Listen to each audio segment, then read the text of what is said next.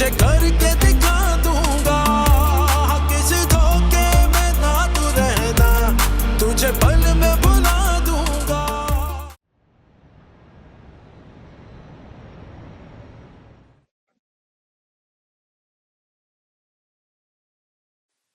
अल्लाह,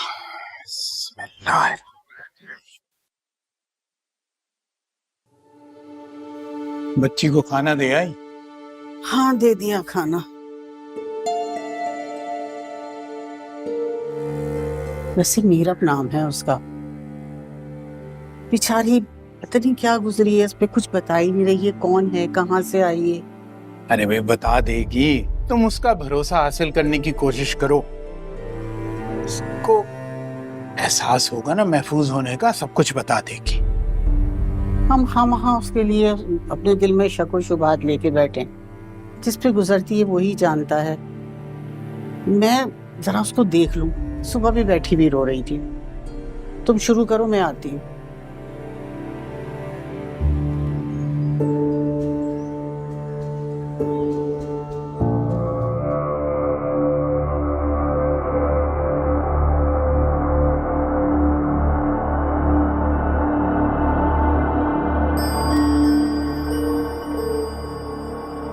तुम जाकर मुर्तसिम के कमरे में देखो, अलमारियां ठीक करके आओ, सब कुछ फैला हुआ है।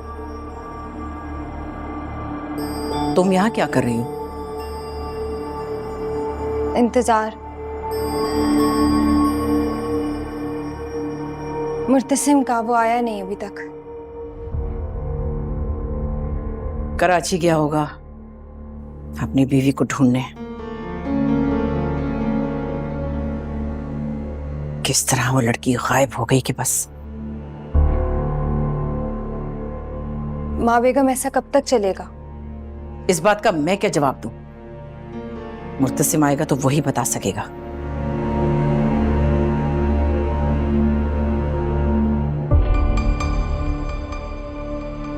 अनवर कहाँ है? उन्होंने खुद को कमरे में बंद किया हुआ है। हाँ, यही बेहतर है उसके लिए। मेरे सामने आएगा तो शर्मिंदा होने के सिवा इसके पास कोई चारा नहीं है।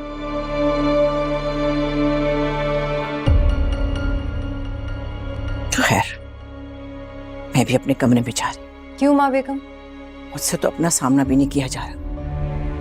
मेरी बहू थी, वो चली जाए। शर्म से डूब मरने का मकाम है हम सब के लिए। हम सब के लिए क्यों? वो अकेले मरे? हमारे लिए भी है, क्योंकि हमसे अब तक उसका रिश्ता जुड़ा हुआ है। मुर्तसिम और इस पूरे खानदान को वो जिल्लत का तोहफा देकर चली गई।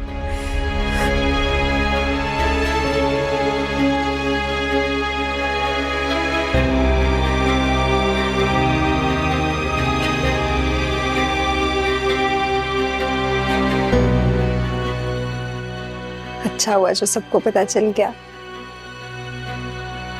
मुझे क्यों इतना मजा आ रहा है।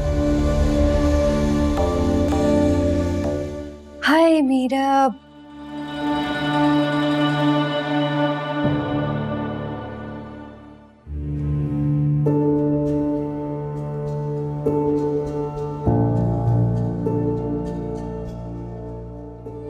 तुम्हें अपने हाथ से खिलाना पड़ेगा मुझे, हद है। अच्छी बीवियां ऐसे ही ख्याल रखती हैं। लेकिन मैं अच्छी बीवी नहीं हूँ और मैं इसी में खुश हूँ। कोई बात नहीं, मुझे तुम ऐसे ही अच्छी लगती हो। मेरा ख्याल रखती होगी।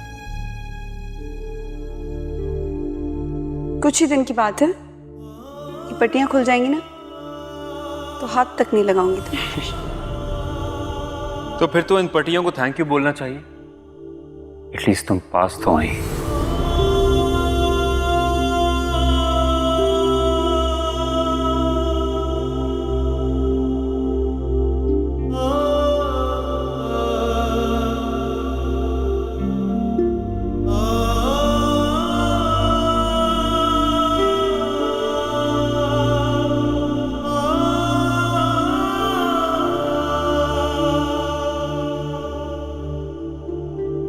कौन है वो जिसे याद करके तुम इतना दुखी हो जाती हो? कोई नहीं। कोई तो होगा।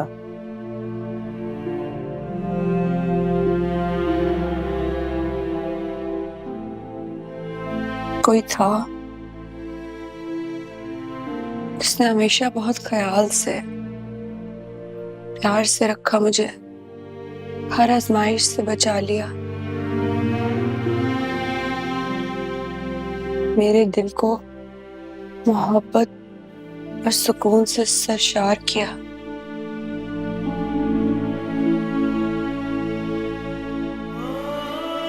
लेकिन जिंदगी में अब ना तो वो सुकून है और ना ही वो शख्स।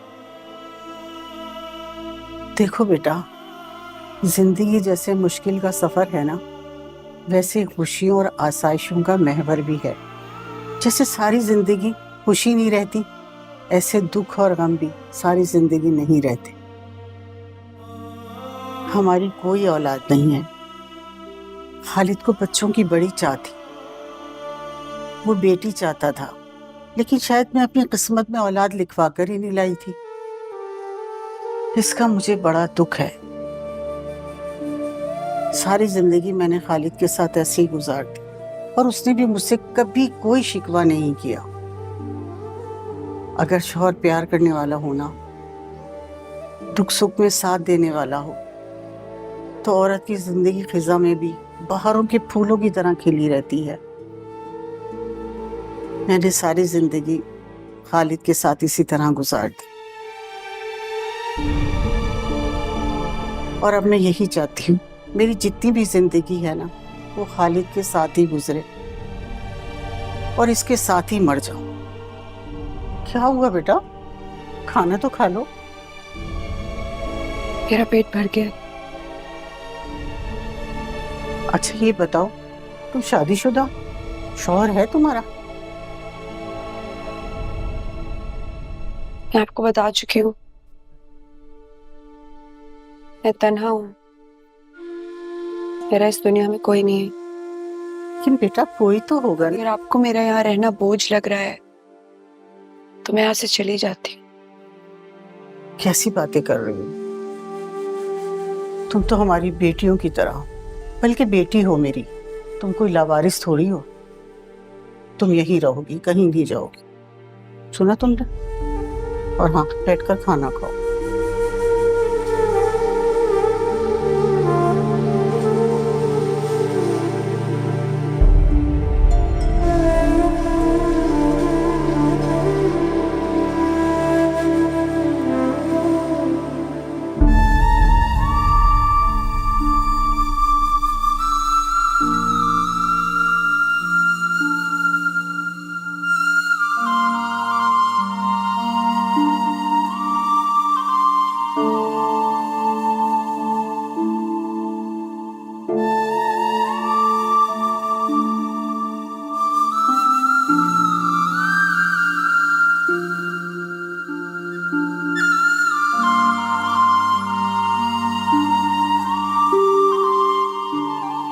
क्या होती है बेवफाई, तुझे कर